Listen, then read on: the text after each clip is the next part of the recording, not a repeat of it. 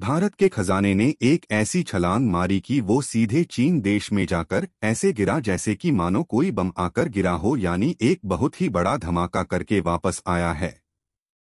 दरअसल हाल ही में भारत का खजाना दिन पर दिन ऐसे बढ़ता जा रहा है जैसे हर वक्त महंगाई बढ़ रही है जा रही हो। दरअसल दोस्तों, आप अपने फोन की स्क्रीन पर देखिए कि पिछले एक हफ्ते में भारत के खजाने ने इतनी जबरदस्त उछाल लगाई है कि ये दुनिया को चौंका चुका है। इनफैक्ट पिछले एक हफ्ते में भारत का खजाना करीबन 9.69 बिलियन डॉलर्स बढ़ा है, यानी कि $9.5 बिलियन से भी ज्यादा बढ़ा है, जिस वजह से यूरोपियन देशों की आंखें फटी की फटी रह गई हैं। यूरोपियन देश नहीं चाहते कि भारत हमें धक्का देकर आगे बढ़े, बल्कि वो यह चाहते हैं कि हम भारत को धक्का देकर आगे बढ़े, लेकिन यह ना हो सका। उल्टा भारत से आगे बढ़ने की बजाय उनका खजाना नीचे की ओर धकेलता हुआ जा रहा है। तो पूरी डेवलपमेंट क्या है, आइए इस वीडियो में समझते हैं। लेकिन उससे पहले भारत ने यूरोपियन देशों को अपनी औकात दिखानी शुरू कर दी है, तो उसके लिए इस वीडियो को एक लाइक करके चैनल को सब्सक्राइब करें और बेल आइकॉन को जरूर से ऑन रखें।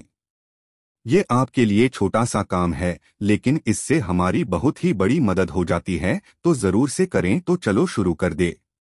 दरअसल दोस्तों, 2022 में भारत के बारे में कहा जाने लगा कि भारत का युग तो शुरू होने से पहले ही खत्म हो गया। भारत ने जितनी धूम मचानी थी मचा ली। अब भारत का डिक्लाइन शुरू हो चुका है और बहुत ही जल्द भारत को एक नया उपनाम मिलेगा, वो है ढलते सूरज का। ऐसा क्यों कहा जा रहा था?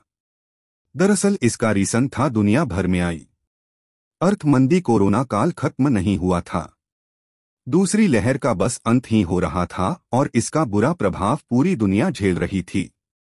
चाहे चीन हो, चाहे अमेरिका हो या फिर यूरोप, हर देश की डिक्लाइन होना शुरू हो गई थी।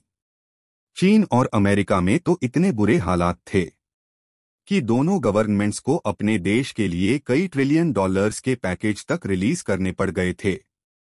उसके बावजूद भी दोनों देशों की आज 2024 में भी खड़ी नहीं हो पाई हैं। वही यूरोप के जो बड़े ताकतवर देश थे, जैसे कि फ्रांस, जर्मनी, ब्रिटेन, इन तीनों देशों की तो नेगेटिव में थी या फिर पॉजिटिव में 11% ही थी। इस वजह से सभी देशों की कोलैप्स कर रही थी और यह बात कही जा रही थी कि इसका प्रभाव भारत पर 100% पड़ेगा, और पड़ना शुरू भी हुआ। दरअसल उस समय भारत का जो खजाना था, आप जानकर हैरान होंगे कि एक साल में करीबन 71 गिर गया। जी हाँ, 78 बिलियन डॉलर्स हमारा खजाना गिरा था। उस दौरान ये कितनी बड़ी रकम है? दरअसल इस धरती पर 100 से ज्यादा ऐसे देश हैं जिनकी टोटल जीडीपी 70 बिलियन भी नहीं है, और अगर आप इसमें साल 2023 के शुरुआती कुछ महीने भी जोड़ दे तो यह आंकड़ा 100 बिलियन डॉलर्स के पार चला जाएगा। जी हाँ, भारत ने कुछ ही महीनों में इतना खजाना खो दिया जितना कि दुनिया के करीबन 100 से भी ज्यादा देशों की जीडीपी यानी कि अर्थव्यवस्था भी नहीं होती। और इसीलिए कहा जा रहा था कि भारत का अंत शुरू हो चुका है, लेकिन किसी को यह नहीं पता था कि ऐसा हो क्यों रहा है। लेकिन मैंने आपको उस समय वीडियो बनाकर खूब बताया था कि आप घबराइए मत, चिंतित मत होइए। सरकार ये पैसा जानबूझकर खर्च कर रही है ताकि दुनिया भर में जो इकोनॉमिक मंदी फैली है, इसका भारतीय अर्थव्यवस्था पर प्रभाव ना पड़े और भारत दुनिया की फास्टेस्ट ग्रोइंग बनी रहे। और उसका रिजल्ट निकला। आज तक भी भारत की इकोनॉमी पर कोई इम्पैक्ट नहीं हुआ, ना चोरोन का, ना चोरोन के बाद के हालातों का, और ना ही उसके बाद दुनिया भर में आई इकोनॉमिक मंदी का।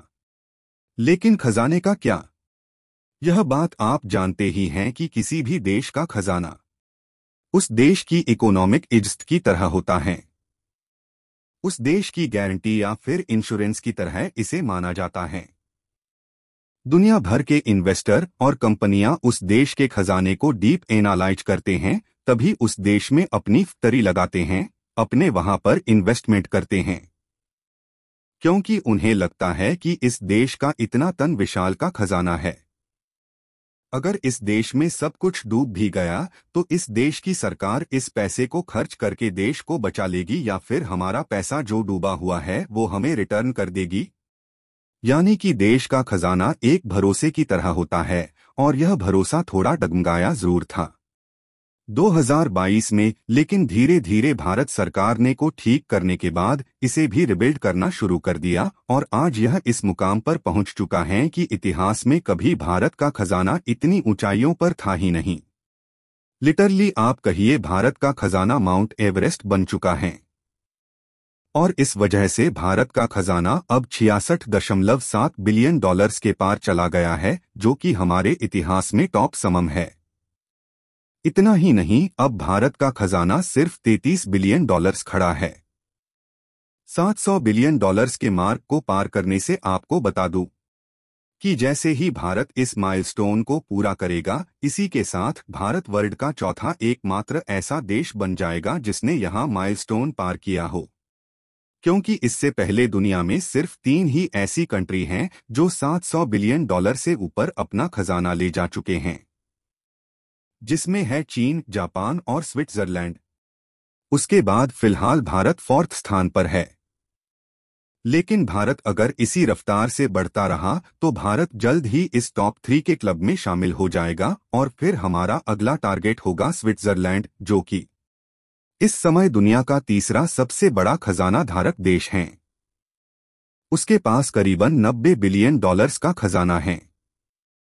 हम अगला टारगेट उसे ही बनाए और दोस्तों भारत बन गया है सबसे तेजी से बढ़ती अर्थव्यवस्था वाला देश। कुछ ग्लोबल एजेंसीज ने माना भारत की इकोनॉमिक प्रोग्रेस का लोहा। जी हां, जहां साल 2014 तक इंडियन $2 ट्रिलियन के साथ 10वें नंबर पर हुआ करती थी और भारत फेल 5 कंट्रीज में इन्वॉल्वड था, लेकिन मोदी सरकार के लीडरशिप में भारत ने $3.75 ट्रिलियन के साथ वर्ल्ड की 5th सबसे बड़ी का शानदार सफर तय किया है, जिसकी तारीफ सब दुनिया की बड़ी बड़ी एजेंसियां भी कर रही हैं। हाल ही में एशियन विकास बैंक ने भारतीय की तारीफ करते हुए वित्त वर्ष 2024 से 25 के लिए भारत की विकास दर 7% बताई।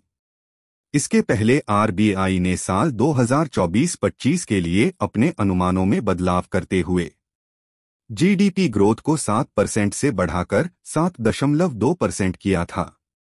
वहीं आईएमएफ ने भी 7% के विकास दर का दावा करते हुए भारत को सबसे तेज वाला देश बताया। इसके अलावा एनएसओ ने अपनी रिपोर्ट में वित्तीय वर्ष 2023-24 की तीसरी तिमाही में देश की जीडीपी 8.4% बताई तो global rating agency Morgan Stanley ने भारत की इकॉनमी पर भरोसा जताते हुए अपने अनुमान को 6.5% से बढ़ाकर 6.8% किया, जबकि रेटिंग एजेंसी क्राइसल ने देश की इकोनॉमिक प्रोग्रेस पर प्रिडिक्शन करते हुए कहा कि 2024 से लेकर 2031 तक जीडीपी दर 6.7% की गति से बढ़ती रहेंगी। रेटिंग एजेंसी फिच ने 2024-25 के लिए 7.2% का अनुमान दिया है और S&P ग्लोबल ने 14 सालों के बाद भारत की के आउटलुक को स्टडी से पॉजिटिव किया।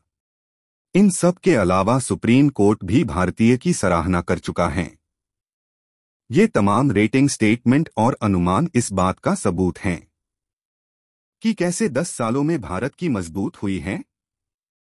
आज भारत इकोनॉमिक फ्रंट पर न सिर्फ बड़े बड़े देशों को पछाड़ रहा है, बल्कि दुनिया की तीसरी सबसे बड़ी के टारगेट पर तेजी से दौड़ रहा है।